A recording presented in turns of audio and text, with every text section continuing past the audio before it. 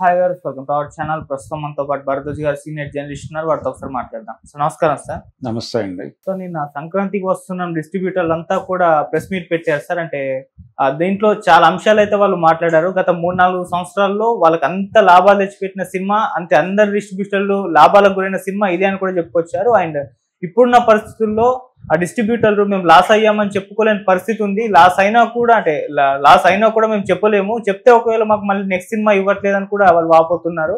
And fake పోస్టర్ల మీద కూడా, collections మీద కూడా వాళ్ళు క్వశ్చన్ అడిగినప్పుడు కూడా వాళ్ళు ఆన్సర్ చేయలేదు. జస్ట్ ఇదంతా మీకు తెలిసే కదా, మీకు ఎందుకు వేసామో మీకు తెలియదా అన్నట్టుగా దిల్ రాజు గారు కూడా క్వశ్చన్ చేశారు.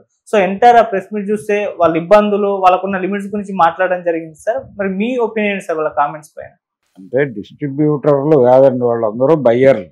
ఓకే, బయ్యర్ అనే వ్యవస్థ ఎమర్జ్ అయిపోయిన తర్వాత సినిమా కొనుక్కుంటున్నారు వాళ్ళు. అయితే దీనిలో అగ్రిమెంట్ రాసుకుంటున్నారు. అగ్రిమెంట్లో కొన్ని సందర్భాల్లో అనుకున్న ప్రాఫిట్స్ రాకపోతే రిటర్న్ ఇవ్వాల్సి ఉంటుంది అనేది ఒక క్లాజ్గా చేర్చుకుని అగ్రిమెంట్లు రాసుకుంటున్నారు. ఓకే, ఆ అగ్రిమెంట్ల ప్రకారమే ఒకవేళ సినిమా పే చేయకపోతే ఎంత పే చేసిందో బ్యాలెన్స్ అమౌంట్ వీళ్ళు వెనక్కి ఇచ్చేస్తున్నారు. కానీ ఇదే సమయంలో ఇదే సినిమాని వీళ్ళు కొన్న రేటుకి మించి బీభత్సమైన లాభాలు వస్తే దానిలో వీళ్ళకి షేరింగ్ ఉంటుందా అనేది ఒక ప్రశ్న. అలా కూడా రాసుకుంటున్నారు, ఆ మేరకు ఇస్తున్నారు. అలా నడుస్తుంది, ఒక మ్యూచువల్ అండర్స్టాండింగ్ మీద నడుస్తున్న వ్యాపారం. గతంలో ఇలా ఉండేది కాదు. నష్టపోవటం అంటే నష్టపోవటమే, లాభం పొందటం అంటే లాభం పొందటమే, అలా ఉండేది. అయితే ఈ మధ్య కాలంలో నష్టాల దెబ్బ ఎక్కువైపోవడంతో ఇరుపక్షాలు కూడా కొన్ని జాగ్రత్తలు తీసుకుని ఒక అగ్రిమెంట్లో కొన్ని మార్పులు చేసుకుని రాసుకుంటున్నారు. రెండోది, అది వాళ్ళ వ్యవహారానికి సంబంధించిన విషయం. దీంతో పాటు ప్రధానంగా చూడాల్సింది ఏంటంటే ఇక్కడ వీళ్ళు చాలా సందర్భాల్లో, అంటే ఇప్పుడు మొన్న ఇన్కమ్ ట్యాక్స్ వాళ్ళు వెళ్ళి రైడ్లు చేశారు. రైడ్లు చేసినప్పుడు ప్రొడ్యూసర్ దగ్గర ఈ అకౌంట్స్ ఉండే అవకాశం లేదు. ఏది థియేటర్ నుంచి వస్తున్నటువంటి డబ్బులకు సంబంధించిన పూర్తి బాధ్యత వీళ్ళదే, ఈ బయ్యర్లదే. ఇప్పుడు వీళ్ళు విపరీతమైన ప్రాఫిట్స్లోకి వచ్చారు. ఈ సినిమాని కొన్నటువంటి డిస్ట్రిబ్యూటర్కి రూపాయి మిగిలింది అంటున్నారు, రూపాయికి 10 రూపాయలు మిగిలింది అని కూడా చెప్తున్నారు. ఇలా మొత్తానికి డబ్బులు చూశాను మేము ఈ సినిమా నుంచి అనేది వాళ్ళు చెప్పదలుచుకుంది. ఈ విషయాన్ని ప్రపంచం ముందు పెట్టడం కోసం ఆయన చెప్పాడు. పోతే మొన్న రిలీజ్ చేసినటువంటి పోస్టర్లు, ఆ పోస్టర్లు కూడా వీళ్ళు ఇచ్చిన జ్ఞానంతో వీళ్ళు కొంత ప్రిడిక్ట్ చేసి వేసిన ఫిగర్లే, అది అందరికీ తెలుసు. ఇది జనంలో ఒక కాన్ఫిడెన్స్ నింపటం, థియేటర్లకు వాళ్ళని పోటెత్తేలాగా చేయటం, ఇది ప్రోగ్రాం. అందులో భాగంగానే ఈ నంబర్లు వేశారు. ఈ నంబర్లో కూడా అందరికీ తెలుసు, నిజమా కాదా అనేది తెలుసు. ఇప్పుడు పుష్ప 2 వ్యవహారానికి వస్తే 19 అని వాళ్ళు చెప్తున్నారు, 13 అని చెప్పారు ఇన్కమ్ ట్యాక్స్ వాళ్ళకి అనే మాట కూడా విన్నాం మనం. అలా చెప్పుంటారా లేదా అనేది ఎవరికి క్లారిటీ లేదు, అది కూడా స్పెక్యులేషన్. అలాగే దిల్ రాజు గారి 3 సినిమాలకు సంబంధించిన అకౌంట్స్ అడిగారు, ఆయన చూపించాడు. అలాగే అక్కడ లాకర్లు కూడా విప్పి చూపించారని కూడా చెప్పారు. ఇది ఎవరు చూసింది కాదు, వీళ్ళు స్పెక్యులేట్ చేసి బయటకు వచ్చినటువంటి వార్తలే ఇవన్నీ. కాబట్టి దేనిలో ఎంత వాస్తవం ఉంది అనేది ఎవరికి క్లారిటీ లేవు. ఇక్కడ దిల్ రాజు గారి వ్యవహారం అయినా అంతే. ఈ నెంబర్స్ ఈయన చెప్పు ఉండొచ్చు, ఆ దగ్గరలో ఎక్కడో ఒక ఫిగర్ బయటికి అనౌన్స్ చేసి ఉండొచ్చు. పూర్తిగా వీటిలో అన్ని వాస్తవాలను కూడా అనుకోవడానికి లేదు. ఆల్రెడీ బాలీవుడ్లో ఒక డిస్కషన్ నడిచింది అనేది కూడా మనకి బయటకు వచ్చింది త్రూ సోషల్ మీడియా ప్లాట్ఫామ్స్. అదేంటంటే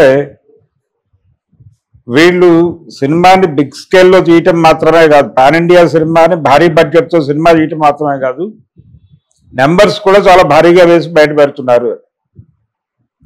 సో ఇలాంటి అభిప్రాయం ప్రపంచంలో ఉంది. అయితే దిల్ రాజు గారి ప్రాబ్లం ఏంటంటే ఇవి ఫేక్ అనే విషయం ప్రజల్లోకి వెళ్తే రేపు పొద్దున ఏ నెంబర్ని నమ్మరేమో. ఆ క్రెడిబిలిటీకి ఇప్పుడు ప్రశ్న వచ్చింది, వాటి విశ్వసనీయతకి ఇబ్బంది ఎదురైంది. సో ఇప్పుడు వాటిని కాపాడుకోవాలి. తద్వారా ఒకవేళ కాపాడుకోలేకపోతే అవి వేయటం వల్ల ప్రయోజనం ఉండదు. అందుకని ఇప్పుడు ఎలా ఆ నెంబర్లకి పోయిన క్రెడిబిలిటీని తీసుకురావాలి అనే దానిలో కసరత్తు చేస్తున్నారండి. ఆ కసరత్తు జరుగుతూ ఉండగా ఈ ప్రశ్నలకి సమాధానం ఎలా చెప్తారండి? చెప్పరు. అయితే టోటల్గా మనకి వాళ్ళు తెలియజేసిన విషయం ఏంటంటే ఈ నంబర్లు క్రియేషనే అనేది అయితే స్పష్టంగా ప్రపంచానికి తెలిసింది. తెలియకుండా ఉండటానికి ఏం చేయాలో అన్ని కష్టాలు పడ్డాయి.